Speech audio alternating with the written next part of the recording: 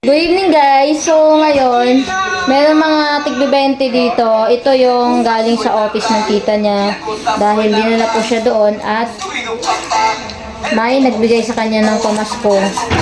So ito na yung mga pera ni Colette. Ilalagay natin dito sa kanyang alkansya. Kasi yun ang request niya na yung pera na binigay sa kanya gagawin kong papabaryahan ko. Tapos ilalagay daw niya dito sa alkansya niya. So, ayan. Wala, tulungan mo na si Mami, Bing. Tulungan mo na si Mami. Isa-isa lang.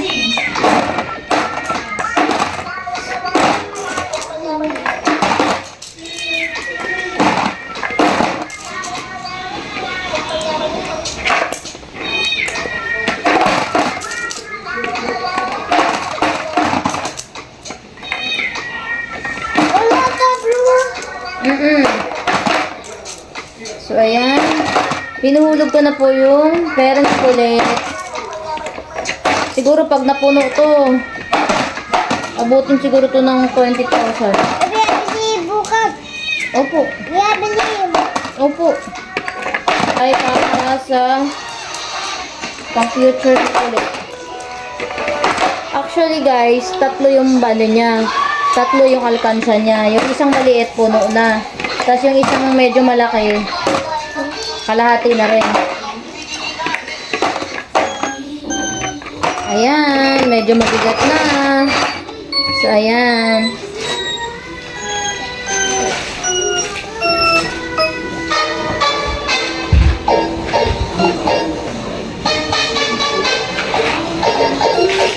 So, ito yung alkansya ni Colette.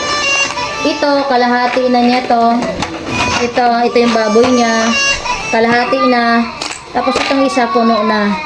So ayan, masinop si Colette sa pag-iipon ng pera. Kasi dati, nung unang bili tong alkansya niya, every time na pag-uwi namin galing trabaho, nanghihingi siya ng barya para ihulog dito sa kanyang alkansya.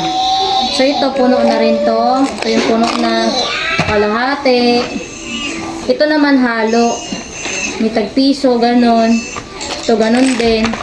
Ito, puro 20 lang talaga yung inilagay namin dito. Ayan. Siguro pag napuno to, I think, lagpas siguro yan ng 20,000.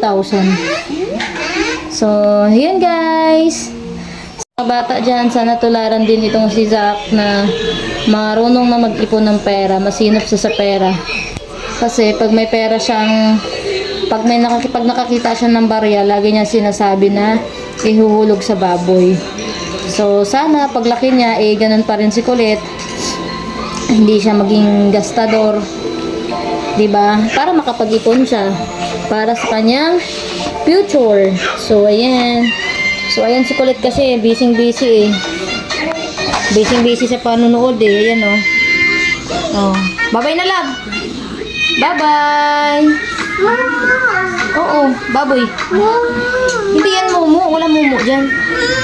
Sabi mo, bye guys. Bye.